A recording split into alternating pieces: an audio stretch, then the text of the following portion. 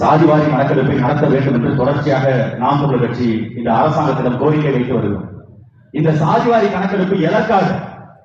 அப்படி சாதிவாரி கணக்கெடுப்பு நடத்தினால் இங்கு சாதிய சண்டைகள் வரும். இங்க இருக்கிற அறிவாளிகள் ஆகச்சிறந்த அறிவாளி இந்த மாநிலத்தின் முதலமைச்சர் ஐயா மு க ஸ்டாலின் இருக்காருல்ல, அவருடைய அறிவறிஞர்கள் சொல்வது சாதிவாரி கணக்கெடுப்பு நடத்தினால் இங்கு இரு சாதிகளுக்கிடையே சண்டை வந்துடும். தமிழ்நாட்டில் இதுவரை சாதி சண்டை வந்ததில்லை. உங்களால, உங்க அப்பனால, உங்களுடைய மகனால, உன் குடும்பத்தால இங்க எவனும் சாதி சண்டை போட்டதில்லை. சாதி பார்த்து நீ சீட்டு கொடுக்கறதில்ல. எல்லா வேலையும் செய்கின்ற இந்த திராவிட முன்னேற்ற கழகம் சாதிவாரி கணக்கெடுப்பு நடத்தினா சாதி சண்டை வந்துடும். அப்ப சாதி சங்கங்களை இழுத்து மூடிட்டீங்களா ஐயா மு க ஸ்டாலின் அவர்களே? இங்க இருக்கிற சாதிய அமைப்புகளை மூடிட்டீங்களா? இங்க இருக்கிற எல்லா தலைவர்களும் சாதிக்கான தலைவர்கள் அல்ல, அவர்கள் ஒட்டுமொத்த பேரும் தமிழ் இனத்திற்கான அடையாளங்கள் பேசுவதற்கு இந்த மாநிலத்தின் முதலமைச்சர் ஐயா மு க ஸ்டாலினுக்கு வேட்டி கட்டிய ஐயா மு க ஸ்டாலினுக்கு தெம்பும் திராணியும் இருக்கா? சொல்ல முடியுமா உங்களால? ஐயா மு க ஸ்டாலின் பேசுவாரா? முத்துராமலிங்க தேவர் சாதிக்கான தலைவர் கிடையாது, அது இந்த இனத்தின் அடையாளம் சொல்லுவார் ஐயா ஸ்டாலின்? அவர் பாசத்தை பற்றி பேசுவாரு. முத்துராமலிங்க தேவர் அவர்கள் அந்த சமூக மக்களுக்காக போராடினார். ஆனால் ஒட்டுமொத்த சமூகத்திற்காகவும் போராடியது பெரியார் வழிவந்த, அண்ணா வழிவந்த, கதைவசனம் எழுதிய, திருக்குறளில் ஏறி வந்த எங்களுடைய தகப்பனார் திருவாளர் முத்துவேல் கருணாநிதி அவர்கள் தான் சமூக நீதிக்காக போராடினார் அப்படின்னு சமூக நீதிக்கு திமுக பேசுறது என்ன கல்வி? ஏதாவது ஒண்ணு சொந்த கட்சிக்குள்ள சமூக நீதி இருக்கா? சொந்த அமைச்சரவைக்குள்ள சமூக நீதி இருக்குதா? தாழ்த்தப்பட்ட ஊராட்சி மன்ற தலைவரை தாழ்த்தப்பட்ட சமூகம் என்பதனால அங்க அறிவியல உட்காரக்கூடாது, தலைவர் பொறுப்புல சேர் போட்டு உட்காரக்கூடாதுன்னு சொன்ன மாடல் தான் இந்த மயிலப்புங்கிற திராவிட மாடல். ஒரு சொந்த கட்சிக்குள்ள சொந்த கவுன்சிலரை ஊராட்சி மன்ற தலைவராக அவருடைய இருக்கிற அமர வைக்க துப்பு இல்ல. நீங்கள் அவர்களுக்கு கொடுத்தீங்க அமைச்சர் பொறுப்பு. உங்க கட்சியில எத்தனை அமைச்சர்கள், யார் யார் என்ற சமூகம் சொல்ல முடியுமா ஐயா ஸ்டாலின்? தெளிவா சொல்லுவாரா? முக்குளத்தோருக்கு நாங்க தான் யாரு? முத்துராமலிங்க ஐயா மு க ஸ்டாலின். முக்குளத்தோருக்கு நாங்கள் மணிமண்டபம் கட்டி கொடுப்போம். ஐயா தேவருக்கு நாங்க வந்து மணிமண்டபம் கட்டி கொடுக்க போறோம். அங்க பூனிச்சவனுக்கு மணிமண்டபம் கட்ட போறோம். எல்லாம் சரி. அந்த சார்ந்த சமூகத்துக்கு பிரதிநிதித்துவம் எவ்வளவு கொடுத்தீங்க அமைச்சரவையில? முக்குளத்தோர் எத்தனை அமைச்சர்கள் இருக்காங்க சொல்ல முடியுமா? நாடார் சமூகத்தில் எத்தனை அமைச்சர்கள் இருக்காங்க சொல்ல முடியுமா? அல்லது மற்ற சமூகங்கள் ரெட்டியாரு, பிள்ளைமாரு, முதலியாரு, எத்தனையோ சமூகம் இருக்கு. எத்தனை அமைச்சர் பதவிகள் நீங்க கொடுத்து வச்சிருக்கீங்க? ஒண்ணும் கிடையாது. ஆனா கருணாநிதி வீட்டுல, கருணாநிதி குடும்பத்துல, ஊருக்குள்ள அந்த சமூகத்தை என்னன்னா ஒட்டுமொத்த தமிழ்நாட்டில் 5000 பேர் கூட இருக்க மாட்டான். அந்த சமூகத்திற்கு 2 அமைச்சர் பொறுப்பு. கோபம் இருந்தா எங்களுக்கு? உன் வீட்டுக்குள்ளே 2 அமைச்சர், ஐயா மு க ஸ்டாலின், ஐயா உதயநிதி ஸ்டாலின் 2 அமைச்சர். தமிழ் பேசாத, தமிழ் மொழியை தாய்மொழியாக கொள்ளாத தெலுங்கர்கள் 2 பேருக்கு அமைச்சர் பொறுப்பு. எங்க அண்ணன் KKSS அந்த பக்கத்துல தான் இருக்காரு, அவருக்கு ஒரு அமைச்சர் பொறுப்பு.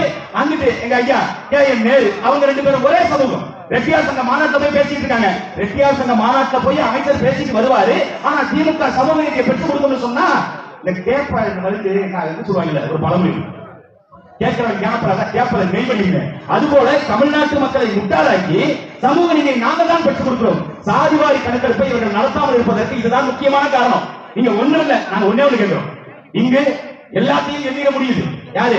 ஒரே இந்தியா, ஒரே நாடு, ஒரே ரேஷன் கார்டு, எத்தனை குடும்ப தலைவிகள், குடும்ப தலைவருக்கு 1000 ரூபாய், மாணவர்கள் எத்தனை பேர், மாணவர்களுக்கு 1000 ரூபாய், மாணவர்களுக்கு 1000 ரூபாய், சைக்கிள் கொடுக்கறதுக்கு, லேப்டாப் கொடுக்கறதுக்கு, இப்படி எல்லாத்துக்கும் என்ன தெரிஞ்ச இந்த அரசாங்கம் யார் யாரு எந்தெந்த சமூகம், அந்தந்த சமூக பிரதிநிதித்துவத்துக்கு எவ்வளவு விழுக்காடு, இதை ஏன் சொல்ல முடியல?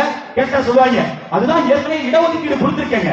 69 விழுக்காடு இடஒதுக்கீட்டை பெற்றுக் கொடுத்த மாநிலம் தமிழ்நாடு தான். யாரு? ஐயா ஸ்டாலின் போன மாசம் பேசுறாரு. சமூக நீதியை நிலைநாட்டியது இங்க தமிழ்நாட்டுல தான். நாங்கள் திராவிட மாடல் தான் இந்தியாவுக்கு நாங்கள் உதாரணமாக இருக்கிறோம் அப்படின்னு ஐயா ஸ்டாலின் பேசுறாரு. அந்த 69 விழுக்காட்டையும் பெற்றுக் கொடுத்தது அம்மையார் ஜெயலலிதா. அதை நான் சொல்லல, ஐயா டி வீரமணி. இன்னைக்கு ஓசி சோறு தின்னுட்டு உங்க வீட்டு வாசல்லையே கறிக்கஞ்சிக்காக காத்து கிடக்கிறார்ல வீரமணி, அவங்க தான் சமூக நீதி போராளின்னு சொல்லி யாருக்கு? அம்மையார் ஜெயலலிதாவுக்கு பட்டம் கொடுத்தார். சமூக நீதியை நிலைநாட்டியவர்கள் பட்டம் கொடுத்தது அவர்தான். அந்த அம்மையார் ஜெயலலிதா 69 விழுக்காடு பெற்றுக் கொடுத்தாங்கல்ல, அந்த 69ல யார் யாருக்கு எவ்வளவு சொல்லிட்டு போ. முக்குளத்தோர் அவங்க எவ்வளவு பேர் இருக்காங்க, அவங்களுக்கு எவ்வளவு இடஒதுக்கீடு, வன்னியர்கள் 10% இடஒதுக்கீடு கேட்கிறாங்களா, எத்தனை பேர் என்ன, அதைத்தான் நாங்க சொல்றோம். என்ன எண்ணி அவர்களுக்கு கூட 10% இருக்காங்களா, 10% இடஒதுக்கீடு அவங்களுக்கு அந்த 50ல. அதே மாதிரி இங்க 19% இருக்கு. மற்றவர்கள் தாழ்த்தப்பட்டவர்களுக்கு, ஒடுக்கப்பட்டவர்களுக்கு 19%. அதுல எங்களுடைய பல்லருக்கு எவ்வளவு, எங்களுடைய பாதையருக்கு எவ்வளவு, இங்க இருக்கிற தேவேந்திர வேளாளர்களுக்கு எவ்வளவு, எல்லாத்துக்கும் எண்ணி கூட. அதைத்தான் நாங்க சொல்றோம். அதை செய்ய மாட்டேங்கிறான். ஏன்னா அந்த 19 விழுக்காட்டுல தமிழ் மொழியை தாய்மொழியாக கொள்ளாத, தமிழ்நாட்டை சாராத வேற எவனோ இங்க வேலை வாய்ப்பை இடத்த வாங்கிட்டு போறான். 50 விழுக்காடு இங்க பொது பிரிவினருக்கு இருக்கு. இங்க இருக்கிற பிற்படுத்தப்பட்ட வகுப்புக்கு 50%. அந்த 50%த்துல தமிழர்களுக்கு வேலை கிடைக்கிறாங்க, தமிழர்களுக்கு வேலை கிடைக்கிறது இல்ல. இங்க இருக்கிற அரசாங்க உத்தியோகத்துல இருந்து படிப்புல இருந்து மருத்துவத்துல இருந்து எல்லாத்திலையும் இடஒதுக்கீட்டை வெளி மாநிலத்தவர்கள் பிறமொழி பேசக்கூடியவர்கள் திராவிடங்கிற போர்வையில தமிழ்நாட்டில் வந்து பஞ்சம் குறைக்க வந்த பாரதேசி நாய்கள் எங்களுடைய இடத்தை எடுத்துட்டு போயிடலாம். இது தெரிஞ்சு போயிருங்கிறதுனால இடஒதுக்கீடு எடுக்க முடியாது. இது சாதிவாரி கணக்கெடுப்பெல்லாம் நடத்த முடியாது. அது மத்திய அரசு தான் நடத்தணும். மத்திய அரசு தான் நடத்தணும். மயிரப்புல இருக்க முதலமைச்சர் பொறுப்பு உனக்கு வீட்டுல போய் உட்காந்து பேசாம பேரப்புல விளையாண்டுட்டு எதுக்கு நீங்க இருக்கீங்க அதிகாரத்துல? பீகார் மாநிலத்தில் இருக்கிறான் இந்த அண்ணாச்சி நம்ம இவரு சொல்றாங்க டேபிள் மேட் ஏன் அந்த வீட்டுல இருக்கு, ஏன் இந்த வீட்டுல இருக்கு, எழுத்த வீட்டுல இருக்கு, நம்ம வீட்லயும் டேபிள் மேட் வாங்கு அப்படின்னு சொல்லுவாங்கல்ல. அதேதான் இன்னைக்கு ஐயா ஸ்டாலின் சொல்றோம். ஐயா பீகார்ல எடுக்கிறான், ஐயா கர்நாடகால எடுக்க போறான், ஆந்திராவில எடுத்துக்கிட்டு இருக்கான், தெலுங்கானாவில ஏற்கனவே கணக்கு போட்டுதான் எடுத்துக்கிட்டு இருக்கான், அதெல்லாம் எடுக்கிறான். தமிழ்நாட்டிலையும் நீங்க எடுக்கல. சாதிவாரி கணக்கெடுப்பை நடத்திங்க, சமூக நீதியை கொடுங்க. யார் யாருக்கு எவ்வளவு இடஒதுக்கீடு நாங்க வெளிப்படையா பார்த்து தெரிஞ்சுக்கிறோம். உங்களுக்கு ஒண்ணுமே இல்லப்பா. இங்க தமிழர்களுக்கு, இங்க வன்னியர்களுக்கு, செட்டியாருக்கு, பிள்ளைமாருக்கு, முதலியாருக்கு, கோனாருக்கு, நாடாருக்கு, முக்காத்தோருக்கு யாருக்கும் எந்த இடஒதுக்கீடும் இல்ல. நீ சொல்லு, என்ன சொல்லு, நாங்க இல்லைன்னு சொல்லு. சொல்ல மாட்டாங்க. நாடர் இவங்களை கேட்டா மத்திய அரசு சொல்றது, மத்திய அரசு கேட்டா மாநில அரசு சொல்றது. எங்களை என்ன கேனப்பல நினைச்சிருக்காரா? இன்னமும் இந்த பைத்தியக்காரமாக நினைச்சிருக்கேன்னு கேட்கிற மாதிரி ஐயா ஸ்டாலின் இந்த தமிழ்நாட்டு மக்கள் நம்ம கேட்கணும். இன்னமும் எங்களை நம்புறீங்களா? இன்னமும் எங்களை கேவலமா நினைக்கிறீங்களா? இவங்க எது சொன்னாலும் நம்பிடுவாங்க.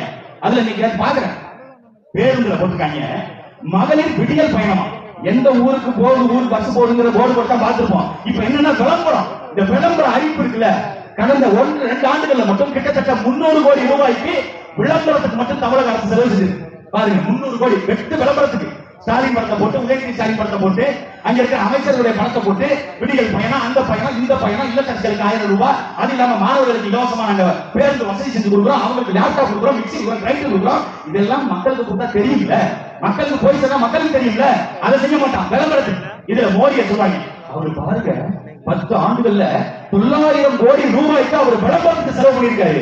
அவன் 10 வருஷத்துல 900 கோடி எங்களுடைய வரிப்பணத்தை தின்னு ஆட்டையை போட்டு ஏப்பம் விட்டுனா, நீ இந்த 3 வருஷத்துல 250 கோடி ஆயிரம் தின்னு ஏப்பம் விட்டுருக்க. இதுக்கு யாரு போய் சொல்லுவா? இதுக்கெல்லாம் காசு இருக்கும். விளம்பரம் செய்யறதுக்கு காசு இருக்கும், கார் ரேஸ் நடத்துறதுக்கு காசு இருக்கும், எல்லாத்துக்கும் காசு இருக்கும். பள்ளிக்கூடங்களை சீரமைக்கிறதுக்கு காசு இருக்காது, மருத்துவமனையை சீரமைக்கிறதுக்கு காசு இருக்காது, மாணவர்களுக்கு கல்வியை இலவசமா கொடுக்கிறதுக்கு அதுக்கு அரசாங்கத்துல காசு இருக்காது, மருத்துவர்களுக்கு சம்பளம் கொடுக்கறதுக்கு காசு இருக்காது, ஆசிரியர்களுக்கு சம்பளம் கொடுக்கறதுக்கு காசு இருக்காது, நிரந்தர பணி கொடுத்தா அவருடைய நிரந்தர பணிக்கு சம்பளம் கொடுக்க காசு இருக்காது, அரசு பேருந்து ஓட்டுநர்கள் இருக்காங்கல்ல ரிட்டையர் அவங்களுக்கு கொடுக்கறதுக்கு செட்டில்மெண்ட் அமௌண்ட் இருக்காது. ஆனா அந்த ஒப்பனுக்கு மட்டும் பேனாத்திர வைக்கிறதுக்கு உங்களுக்கு 100 கோடி 200 கோடி வரும். நீங்க வெட்டு விளம்பரம் பண்றதுக்கு 300 கோடி 400 கோடி வரும். கார் ரேஸ் எவ்வளவு ஒருத்திக்காக கார் ரேஸ் நடத்துறதுக்கு உங்களுக்கு எல்லா காசும் வரும். என்னையா கேட்க ஆள் இல்ல. அதுல கொடுக்க மறுக்கிட்டு வந்து 2-3 பேர் நாங்க தான் திராவிடத்தை ஒழிக்க போறோம், நாங்க தான் திராவிடத்தை யாரும் ஒழிக்கவே தேவையில்லை. ஏன்னா அது ஏற்கனவே செத்த பாம்பு. அந்த செத்த பாம்பை எத்தனை தடவை தான் நம்ம அடிச்சு பாக்குறது. அந்த செத்த பாம்பு மிச்ச வச்ச விஷத்துல 2 விஷம் இருக்கு. அது ஒண்ணு முதலமைச்சரா இருக்கு, இன்னொன்னு துணை முதலமைச்சரா இருக்கு. செத்த பாம்பு சொன்னது யாரையா? கலைஞர் கருணாநிதி சொன்னீங்க. வேற யாரையும் நினைச்சுக்காதீங்க, அதுக்கு நான் பொறுப்பு கிடையாது. ஏன்னா கருணாநிதி என்பவர் ஒரு கொடிய விஷமுடைய நாகப்பாம்பு நான் சொல்ல என்ன திருமாவளவன் சொன்னார். அவர் சொன்னதை நான் அப்படியே முன்மொழிகிறேன். அவருடைய தம்பி எங்க அண்ணன் திருமாவளவன் சொன்னதை நான் அப்படியே ஏற்கிறேன். 2 கருணாநிதி சொன்னாரு, ஒன்னு அம்மையா ஜெயலலிதா சொன்னாரு, இன்னொன்னு கருணாநிதி சொன்னாரு. அந்த கருணாநிதியுடைய வாரிசுகள் 2 பேர் இருக்கு, 2 வருஷம் தமிழ்நாட்டுக்கு. அந்த 2 வருஷத்தை மட்டும் நவுத்திட்டோம்னா தமிழ்நாடு டாப்புக்கு வந்துடும். நீங்க சொல்ற திராவிட மாடல் இல்ல, தமிழ்நாட்டு மாடல் இந்தியாவுடைய மாடலாக மாறும். நாங்க எடுத்து வைக்கிற கொள்கையை தாண்டி இந்தியாவில் எந்த ஒரு கட்சி சமூக நீதி பேசுமா? வட மாநிலத்திலும் இருக்கு சாதிகள், அங்கேயும் இருக்கு ஏற்றத்தாழ்வுகள், அங்கேயும் இருக்கு எல்லாமே. அவன் என்ன சொல்றான்? உனக்கு என்றது என்ன? பெரியார் வழி வந்தவர்கள், பெரியார் வழி நடந்தவர்கள், பெரியார் வளம் விட்டு நடந்தவர்கள் எல்லாம் பேசுறீங்க. அண்ணா சொல்லி கொடுத்து போயிருக்காருங்க. இவங்க எப்படின்னா இவ்வளவு நாள் ஓட்டி பார்த்துட்டாங்க. பெரியாரு, அண்ணா, கருணாநிதி இந்த 3 பேரை வச்சு முடிஞ்ச அளவுக்கு இந்த 4 வருஷத்தை ஓட்டிட்டான். இப்ப இதெல்லாம் கேள்வி கேட்கறோம். பெரியார் இதான் சொன்னார். அவங்ககிட்ட சாராய கடையை திறந்து விட்டு இங்க இருக்கிற மக்களை சாராயம் குடிக்க வச்சு மக்கள் விடியல் பயன், மகளிர் விடியல் பயன் போடல. அதே மாதிரி டாஸ்மாக் கடையில முன்னாடி எழுதி வை, மகளிர் கண்ணீர் வலிக்கும் கடை சொல்லி எழுதி வை, தாராளமாக எழுதி வச்சுட்டு போ. எழுதி வைப்பாங்க டாஸ்மாக் முன்னாடி. இல்ல மகளிர் தாலி இருக்கும் கடையில் எழுதி வைங்க, டாஸ்மாக்கு கீழே ஒரு கேப்சன் மாதிரி போட்டு அந்த போர்ட்ல கீழே எழுதி வச்சுட்டு போ. அதெல்லாம் செய்ய மாட்டாங்க. இங்க எல்லாரும் குடிக்கணும், அவனுக்கு தேவை எல்லாரும் படிக்கணும் இல்ல. மேடை போட்டு பேசுவாங்க திராவிட மாடல் எல்லாரையும் படிக்க வச்சது, எங்களை எல்லாம் படிக்க வச்ச திராவிட மாடல் ஐயா ஸ்டாலின் கொஞ்சம் பேப்பரை பார்த்து படிக்க வச்சிருந்தா அவர் ஒழுங்கா பேசிட்டு இருப்பாரு. உதயநிதி ஸ்டாலினுக்கு கற்றுக் கொடுத்திருந்தா தீபாவளிக்கு வாழ்த்து சொல்லிக்க மாட்டாரு. கொள்கையே தெரியாம தீபாவளிக்கு வாழ்த்து சொன்ன இந்த கோமுட்டை உதயநிதியை வச்சுக்கிட்டு நீங்க தமிழ்நாட்டை ஆட்சி செஞ்சதான் நினைக்கிற உன் கனவுல மண்ணள்ளி போடுறதா நாம் கொண்ட கட்சியோட வேலை. நீங்க எழுதி வச்சீங்க இதுதான் உங்களுடைய கடைசி ஆட்சியாக இருக்கும். அடுத்து வருகின்ற 2026 தேர்தலில் நாம் கொண்ட கட்சி கோட்டைக்கு ஏறுவோம். அப்ப நாங்க கேட்கவே மாட்டோம். சாதிவாரி கணக்கெடுப்பு நடத்து, நீ ஓட்டுக்கு காசு ஒவ்வொருக்கா எவன் திமுக காரன் எவன் அதிமுக காரன் அப்படின்னு தேடி கண்டுபிடிச்சு நீ கொடுக்கறல, அதுக்கு பதிலாக சாதிவாரி கணக்கெடுப்பு நடத்து அப்படிலாம் கேட்டுக்க மாட்டோம். நாங்க வர்றோம், சாதிவாரி கணக்கெடுப்பை நடத்துவோம், சமூக நீதியை நிலைநாட்டுவோம், எங்கள் தமிழர்களுக்கான உரிமையை பெற்றுக் கொடுப்போம். நன்றி, வணக்கம். நாம் தமிழர், நாமே தமிழர்.